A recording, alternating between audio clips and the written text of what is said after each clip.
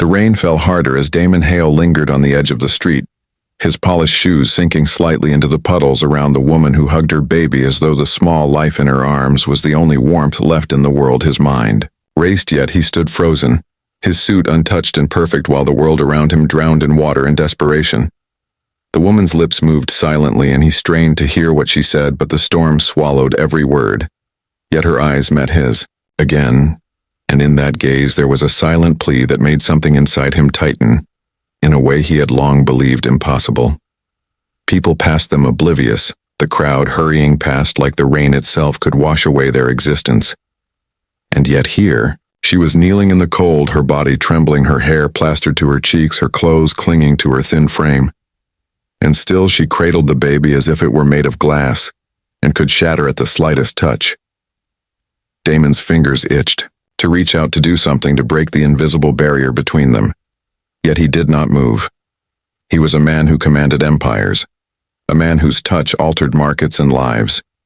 Yet now he felt powerless, watching life nearly slip away in the puddles at his feet. He remembered the first time he had seen a baby like that, not in a luxury hospital surrounded by doctors, but in a faraway street in a city he had once visited for business. A tiny life wrapped in rags, crying for food, crying for hope, and he had turned away because it was easier to ignore suffering than to carry it into his carefully curated world. Yet something about this night, about the rain, about the silent courage of the mother, made his chest tighten as if the universe had decided to challenge everything he thought he knew about himself, and suddenly he felt fear. Not for himself, but for the fragility of the life before him. The mother looked up again, and her eyes flickered with something that caught him off guard. Desperation, exhaustion, and yet stubborn hope, all mixed in one unbearable gaze.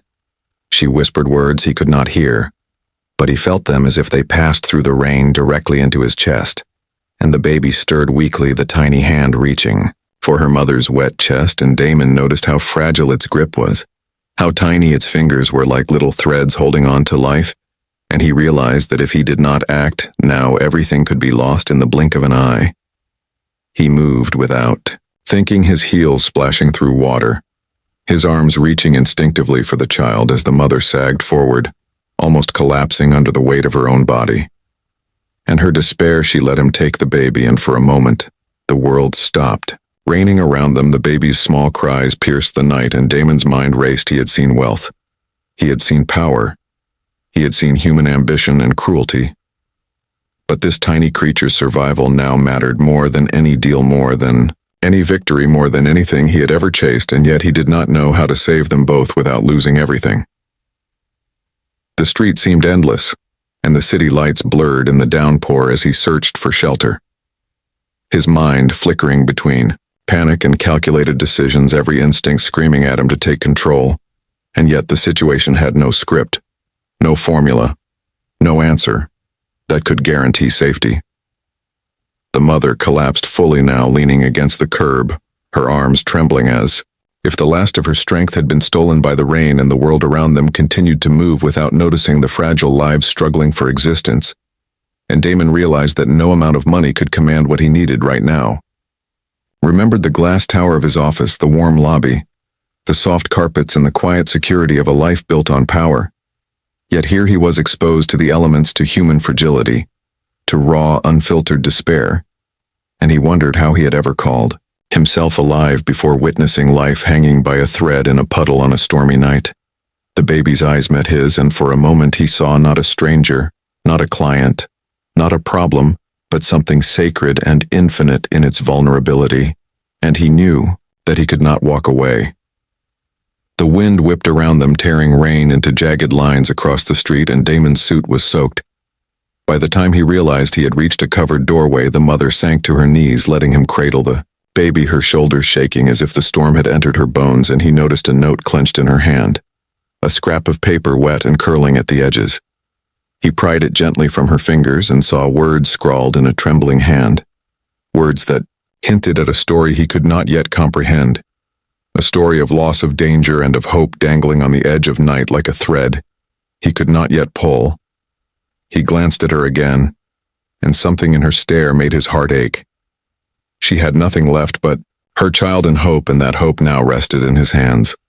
The baby whimpered against his chest, its warmth seeping into his soaked suit, and for the first time in decades he felt a kind of responsibility that could not be delegated to lawyers or assistants or shareholders. He was just a man alone in the rain, facing a truth he had never faced before, that life could be fragile and sacred and terrifying all at once.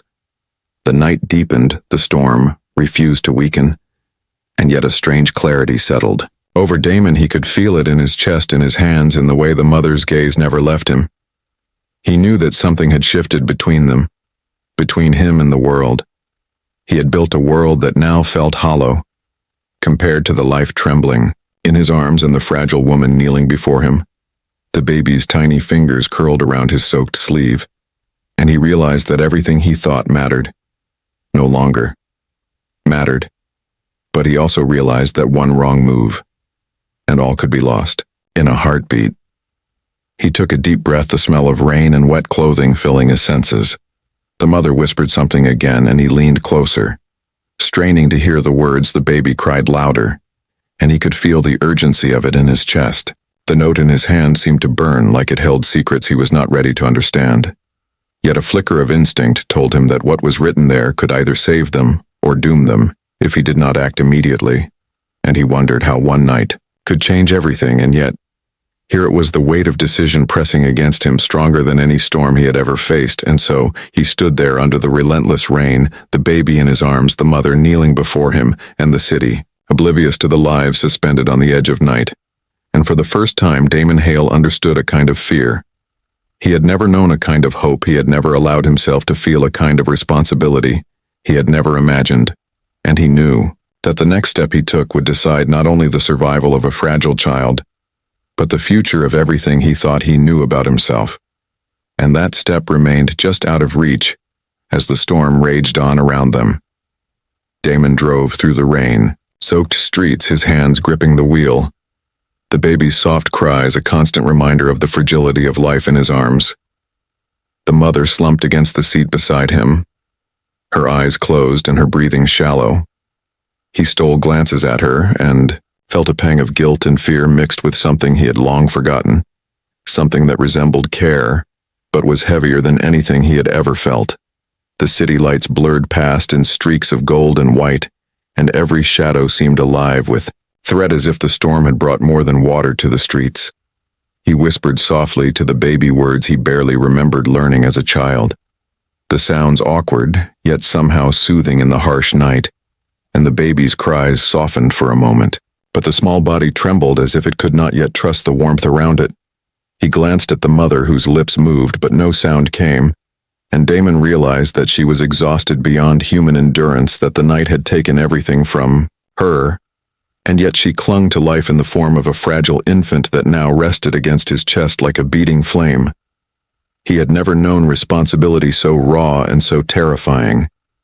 The hospital appeared suddenly like a beacon through the storm, its lights cutting through the rain in a promise of safety. Yet Damon hesitated because the note in her hand burned in his mind, its words unknown yet vital. He feared that delivering her here without understanding could unleash danger. The mother stirred and whispered again, something broken and fleeting that he could not catch, and the baby cried louder, as if sensing the uncertainty in the air. He felt the weight of decision crushing him, knowing that any mistake could cost a life he had never held, as if the universe demanded more of him than he had ever given before. He finally pulled the car to a stop and rushed them inside the hospital. The warmth hit him first, then the sterile smell of antiseptic and fear and hope mixed together. The baby in his arms and the mother trembling at his side felt like fragile glass in a storm of steel and light. And Damon called for help, even as his mind raced with visions of what could go wrong, of unseen threats, of the secrets hidden in the wet note he had yet to open, and every step toward the nurses felt like stepping into unknown territory where failure was deadly, and the clock ticked loudly in his ears. They were taken into a room, and Damon handed the baby to a nurse whose calm professionalism contrasted with the storm outside. Yet the mother's eyes followed the child, and Damon could see the edge of panic in her gaze, a fear that whispered there was more to come, more danger, more loss, more secrets hidden in the night. And he realized that this night was far from over, that the rain outside had not washed away the peril that clung to them like a shadow, and that somewhere in the folds of her soaked and trembling body was a truth that could change everything.